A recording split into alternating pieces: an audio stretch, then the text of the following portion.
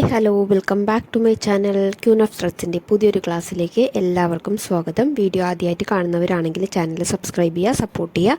കൂടെയുള്ള ബെല്ലൈക്കൺ കൂടെ എനേബിൾ ചെയ്യുകയാണെങ്കിൽ ഞാനിടുന്ന പുതിയ പുതിയ വീഡിയോസിൻ്റെ നോട്ടിഫിക്കേഷൻസ് നിങ്ങൾക്ക് ലഭിക്കുന്നതായിരിക്കും. അതുപോലെ തന്നെ നമ്മളുടെ വീഡിയോ ഇഷ്ടപ്പെടുകയാണെങ്കിൽ ലൈക്ക് ചെയ്യുക, ഷെയർ ചെയ്യുക, നിങ്ങളുടെ അഭിപ്രായങ്ങൾ കമൻറ്റിലൂടെ അറിയിക്കുക കേട്ടോ. അതുപോലെ വാട്സപ്പ് ഗ്രൂപ്പിൽ ജോയിൻ ചെയ്യാൻ താല്പര്യമുള്ളവർക്ക് ഗ്രൂപ്പിൻ്റെ ലിങ്ക് ഡിസ്ക്രിപ്ഷനിൽ കൊടുക്കുന്നുണ്ട്.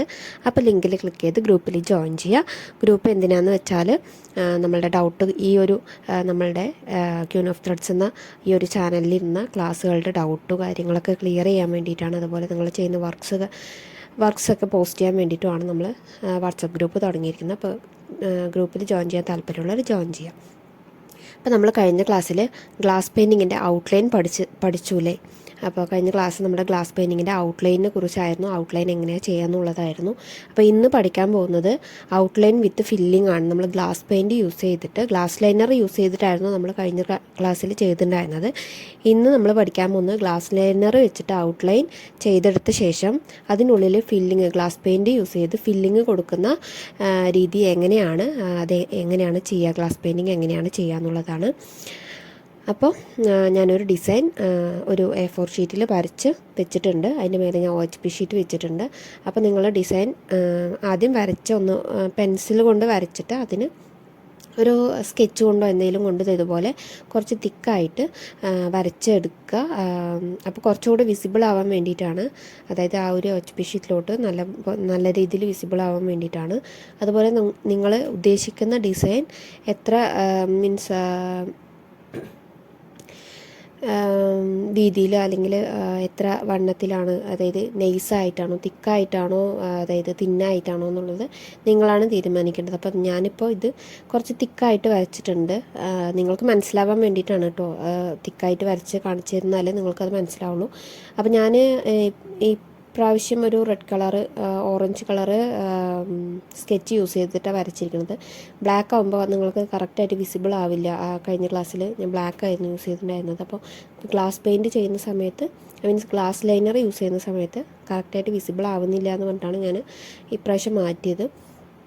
അപ്പോൾ OHP ഷീറ്റ് മുകളിൽ വെച്ചതിന് ശേഷം നമ്മളുടെ ആ ഒരു പിക്ചറും ഒരു OHP ഷീറ്റ് 2 ഷീറ്റും കൂടെ ഒന്ന് ടേപ്പ് ചെയ്ത് വയ്ക്കുക.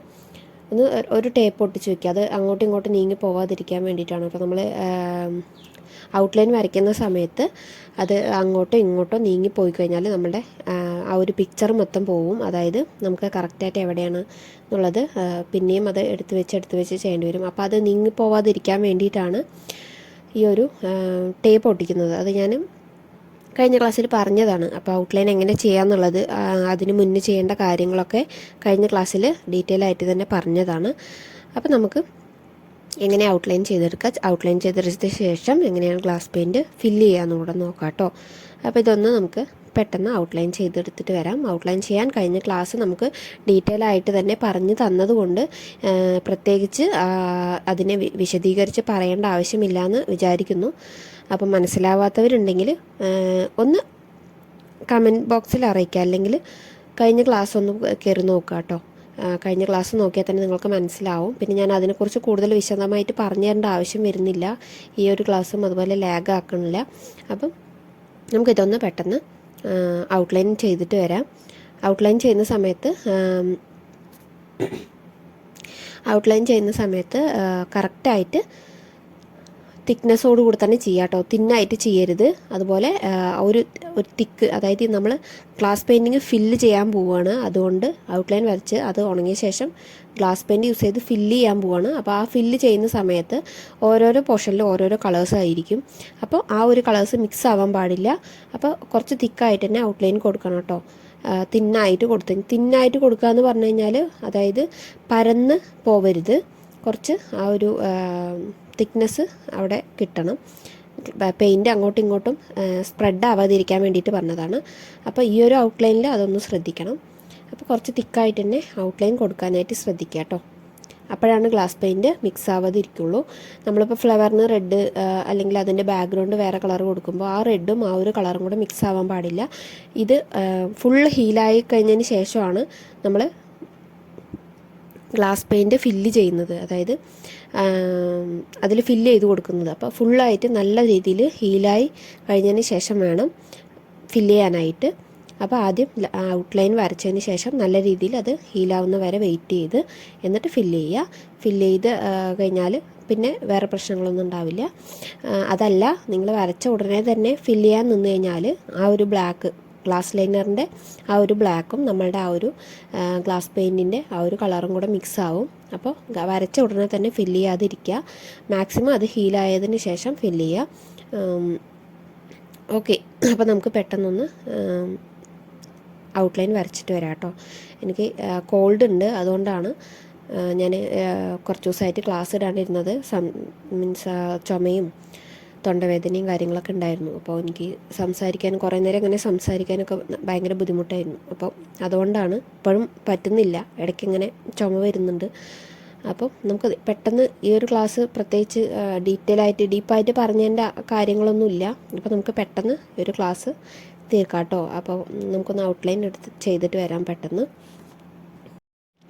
ഓക്കെ, അപ്പോൾ നമ്മളുടെ ഔട്ട്ലൈനൊക്കെ കംപ്ലീറ്റ് ആയിട്ടുണ്ട്. നമ്മൾ ഔട്ട്ലൈൻ കംപ്ലീറ്റായി വരച്ച് കഴിഞ്ഞു. ഇനി നമുക്ക് ഹീലാക്കാനായിട്ട് വെക്കണം. അപ്പോൾ ഞാൻ ഇന്നലെ തന്നെ ക്ലാസ് എടുക്കാൻ വേണ്ടിയിട്ട് വെയിലത്തൊക്കെ വെച്ചിട്ടാട്ടോ ഇത് ഉണക്കിയെടുത്തത്. അല്ലാന്നുണ്ടെങ്കിൽ 1 ഡേ ഫുള്ള് നമ്മൾ റൂമിലൊക്കെ വെക്കുകയാണെങ്കിൽ 1 ഡേ ഫുള്ള് വെക്കണം. എന്നിട്ട് പിറ്റേ ദിവസമൊക്കെ ഫില്ല് ചെയ്യാനായിട്ട് പറ്റുള്ളൂ. പിന്നെ പുറത്ത് വെക്കുമ്പോൾ അതിൽ പൊടി വരാനുള്ള ചാൻസ് കൂടുതലാണ്.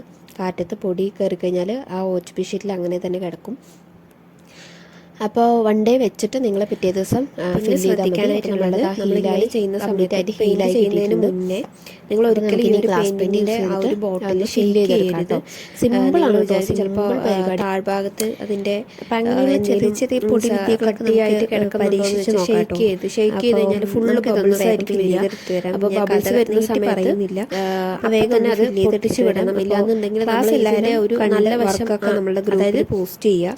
ഈ ഒരു ഗ്ലാസ് ലൈനറും അതുപോലെ ഈ ഗ്ലാസ് പെയിന്റ് യൂസ് ചെയ്ത് മിസ്റ്റേക്സ് ഉണ്ടെങ്കിൽ നല്ല വശമായിട്ട് ഞാൻ കാണുന്ന സമയത്ത് ഞാൻ പറഞ്ഞിരുന്നതായിരിക്കും. അപ്പോൾ എന്താണ് ഒരു ബബിൾ അവിടെ ഉള്ളത്, അതെന്താ ചെയ്യേണ്ടതെന്നുള്ളത് ഒരു ബബിൾ അവിടെ കണ്ടു. അതിന് വേണ്ടിയിട്ടാണ് ഇപ്പോൾ നമ്മൾ വാട്സാപ്പിൽ എന്തെങ്കിലും ഒരു പെൻസിലോ അതുപോലെ നിങ്ങൾക്ക് എന്ത് ഡൗട്ട് ഉണ്ടെങ്കിലും എപ്പോൾ വേണമെങ്കിലും ചോദിക്കാം. സേഫ്റ്റി പിന്നെ യൂസ് ചെയ്തിട്ട് ഞാൻ പൊട്ടിച്ചു കൊടുക്കുക. അല്ലാന്നുണ്ടെങ്കിൽ പറഞ്ഞു തരും. മറുഭാഗത്ത് അതായത് അതിൻ്റെ നേരെ ഓപ്പോസിറ്റ് സൈഡ് ആ ഒരു ബബിളിൻ്റെ ഇത് കറക്റ്റായിട്ട് അറിയും. അവിടെ ഫില്ലായിട്ടില്ല സംഭവം, ആ ബബിളായിട്ട് നിൽക്കില്ല. അപ്പോൾ അത് അവിടെ ഫില്ലായിട്ടില്ല. അപ്പോൾ ആ ഒരു ഇത് നന്നായിട്ട് അറിയും. അപ്പോൾ അതൊന്ന് ജസ്റ്റ് ഒന്ന് അങ്ങനെ ഇതുപോലെ പൊട്ടിച്ചു കൊടുക്കുക കേട്ടോ. പൊട്ടിച്ചു കൊടുത്തു കഴിഞ്ഞാൽ കറക്റ്റായിട്ട് നമ്മളുടെ അത് ഫില്ലായിക്കോളും. അപ്പോൾ ആ ഒരു കാര്യം ശ്രദ്ധിക്കണം. ഈ ഒരു ഗ്ലാസ് പെയിൻറ്റിങ്ങിൽ ഫില്ലിങ്ങിൽ ശ്രദ്ധിക്കാനായിട്ടുള്ളത് ഇത്രയേ ഉള്ളൂ.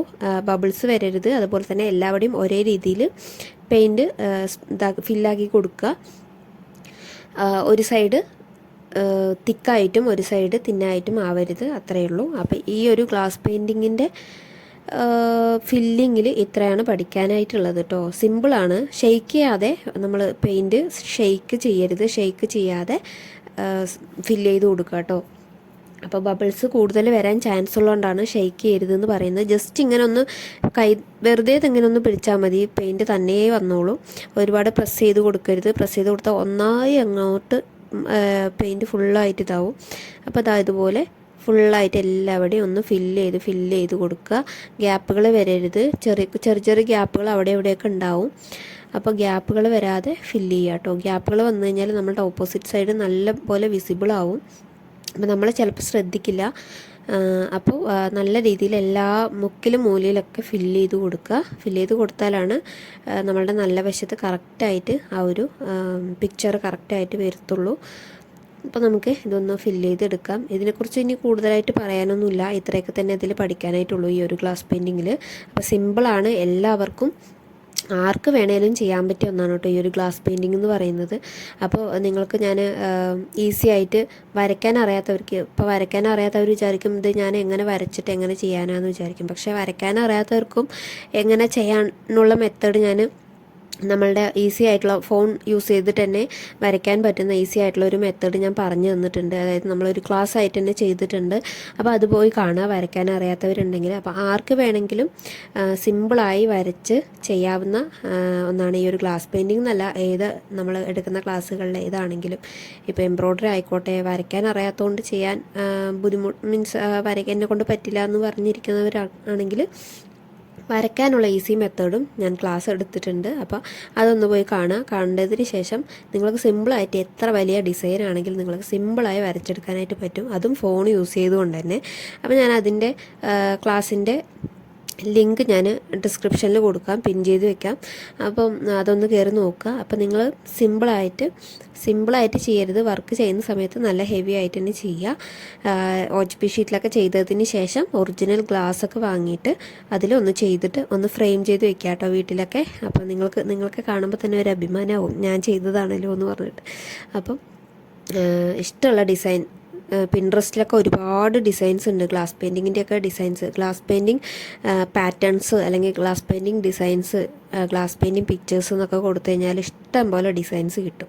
അപ്പോൾ അതാണ് നമ്മൾ ബട്ടർഫ്ലൈയിൽ നമ്മൾ ആ ഒരു സ്കൈ ബ്ലൂവിൽ നമ്മൾ മജന്തയുടെ ചെറുതായിട്ടൊന്ന് ഡോട്ട് കൊടുത്തിട്ടുണ്ട് ഒരു വെറൈറ്റിക്ക് വേണ്ടിയിട്ട്. അങ്ങനെയൊക്കെ ചെയ്യാം കേട്ടോ. ഇതിൽ മിക്സിംഗ് ഒക്കെ ചെയ്യാൻ പറ്റും. നമ്മൾ ഫാബ്രിക് പെയിൻറ്റിൽ പഠിച്ചിട്ടുണ്ടായിരുന്നില്ലേ, ഓരോരോ കളർ മിക്സ് ചെയ്താൽ വേറെ കളർ കിട്ടുന്നുള്ളത്, അതുപോലെ ഇതിനും ചെയ്യാം കേട്ടോ. ഞാൻ മജന്തിയും അതുപോലെ തന്നെ സ്കൈ ബ്ലൂ ഒക്കെ മിക്സ് ചെയ്തിട്ട് വയലറ്റ് കളർ ആക്കിയിട്ട് ഇതിൽ ചെയ്തിട്ടുണ്ട്. അപ്പോൾ നിങ്ങൾക്ക് അതുപോലെ മിക്സ് ചെയ്തിട്ടൊക്കെ ചെയ്യാനായിട്ട് പറ്റും കേട്ടോ. അപ്പോൾ അതൊക്കെ ഒന്ന് ട്രൈ ചെയ്ത് നോക്കൂ. അപ്പോൾ നമ്മളിത് ആ ഒരു ബാക്ക്ഗ്രൗണ്ടിൽ യെല്ലോ കളറാണ്, നമ്മൾ യെല്ലോ ഗ്ലാസ് പെയിൻറ്റിംഗ് ആണ് നമ്മൾ കൊടുക്കുന്നത്. ഫുള്ളായിട്ട് എല്ലാ ഭാഗത്തും നല്ല രീതിയിൽ തന്നെ സ്പ്രെഡ് ചെയ്ത് കൊടുക്കുക. ഇടയിൽ മോനൊക്കെ വന്ന് എൻ്റെ പെയിൻറ്റിങ് മീൻസ് ഗ്ലാസ് പെയിൻറ്റിനൊക്കെ എടുത്തിട്ട് പോയി. അവൻ ഉറങ്ങിയിട്ടുണ്ടായിരുന്നില്ല. ഉറങ്ങി എണീച്ച ടൈമിലാണ് എനിക്ക് ചെയ്യാൻ പറ്റുക. കാരണം ഇത് ഹീലായ ശേഷമല്ലേ, ഔട്ട്ലൈൻ ഹീലായ ശേഷമല്ലേ നമുക്ക് ഫില്ല് ചെയ്യാൻ പറ്റുള്ളൂ. അപ്പോൾ നമ്മളെ ഗ്ലാസ് പെയിൻറ്റിങ് ഫില്ലിങ് കംപ്ലീറ്റ് ആയിട്ട് കഴിഞ്ഞു. ഞാൻ ആ ഒരു വയലറ്റ് എന്ന് പറഞ്ഞിട്ടുണ്ടായിരുന്നില്ല, അതാണ് ആ ഒരു റെഡിൻ്റെ കുറച്ച് ആ ഒരു ഫുള്ളായിട്ടുള്ള ആ ഒരു റൗണ്ടിൽ ആ ഒരു വയലറ്റ് കളറ് ഞാൻ അത് മിക്സ് ചെയ്തതാണ്. അതുപോലെ തന്നെ നിങ്ങൾക്ക് ചെയ്യാം കേട്ടോ. ഇങ്ങനെയാകുമ്പോൾ നിങ്ങൾക്ക് അതൊന്നും മനസ്സിലാവില്ല. ഇതാണ് ഇതിൻ്റെ full colour shade. Red, yellow എല്ലാ കളറും ഞാൻ യൂസ് ചെയ്തിട്ടുണ്ട്. അപ്പോൾ നിങ്ങൾക്കും അതുപോലെ എല്ലാ കളറും യൂസ് ചെയ്തിട്ട് ചെയ്യാം. അതുപോലെ തന്നെ എക്സ്ട്രാ കളേഴ്സ് വേണമെന്നുണ്ടെങ്കിൽ മിക്സ് ചെയ്തിട്ട് ചെയ്യാം കേട്ടോ. ഓരോരോ കളർ തമ്മിൽ മിക്സ് ചെയ്തിട്ട് ഏതാ കളറ് കിട്ടണമെന്നൊക്കെ നോക്കിയിട്ട് നിങ്ങൾക്ക് ചെയ്യാനായിട്ട് പറ്റും. അപ്പോൾ നമുക്കിതൊന്ന് ഹീലായതിനു ശേഷം നമ്മൾ കഴിഞ്ഞ ക്ലാസ്സിൽ ചെയ്ത പോലെ തന്നെ ഫോയിൽ പേപ്പർ യൂസ് ചെയ്തിട്ട് ഒന്ന് ഫ്രെയിം ചെയ്ത് എടുക്കാം. അപ്പോൾ ഇത്രയാണ് ഇതിൽ മെയിനായിട്ട് ഉള്ള കാര്യങ്ങൾ, ചെറിയ കാര്യങ്ങൾ, അതൊക്കെ നോട്ട് ചെയ്ത് വെക്കുക. അപ്പോൾ ഇത് സിമ്പിളായിട്ട് ചെയ്യാൻ പറ്റുന്നതാണ്, ഏറ്റവും സിമ്പിളായിട്ട് ചെയ്യാൻ പറ്റുന്നതാണ്. അപ്പോൾ നമ്മുടെ ഗ്ലാസ് പെയിൻറ്റിങ്ങിൻ്റെ ഫൈനൽ റിസൾട്ട് ഇതാണ്. അപ്പോൾ നിങ്ങൾക്ക് എല്ലാവർക്കും ഇഷ്ടമായെന്ന് വിശ്വസിക്കുന്നു. അതായത് നമ്മൾ ഫ്രെയിം ചെയ്യുന്ന സമയത്ത് നേരെ ഓപ്പോസിറ്റ് സൈഡായിരിക്കണം നമ്മുടെ ഫ്രണ്ടിൽ വരേണ്ടത്. അതായത് നമ്മൾ ഔട്ട്ലൈനും ഗ്ലാസ് പെയിൻറ്റിങ് ചെയ്ത ഭാഗമായിരിക്കണം അടിവശം. മുകൾ വശം, അതായത് ഈ ഫ്രെയിമിൽ കാണുന്ന വശം അതിൻ്റെ ഓപ്പോസിറ്റ് സൈഡാണ്. അപ്പം ഇതാണ് നമ്മളുടെ ഫൈനൽ ഔട്ട്പുട്ട് എന്ന് പറയുന്നത്. എല്ലാവർക്കും ഇഷ്ടമായെന്ന് വിശ്വസിക്കുന്നു. അപ്പോൾ നിങ്ങളും ഇതുപോലെ നല്ല നല്ല ഡിസൈൻസ് പിൻട്രസ്റ്റ് എന്നൊക്കെ എടുത്തിട്ട് നല്ല ഒരു ഗ്ലാസ് പെയിൻറ്റിങ് തന്നെ നല്ല ഭംഗിയിൽ ചെയ്തിട്ട് അയച്ചു തരാം കേട്ടോ. ഗ്രൂപ്പിൽ പോസ്റ്റ് ചെയ്യാം. അപ്പോൾ നമ്മളുടെ ഇന്നത്തെ ക്ലാസ് ഇത്രയേ ഉള്ളൂ. അടുത്ത ക്ലാസ്സിൽ കാണുന്നവരായിരിക്കും. എല്ലാവർക്കും ബൈ ബൈ.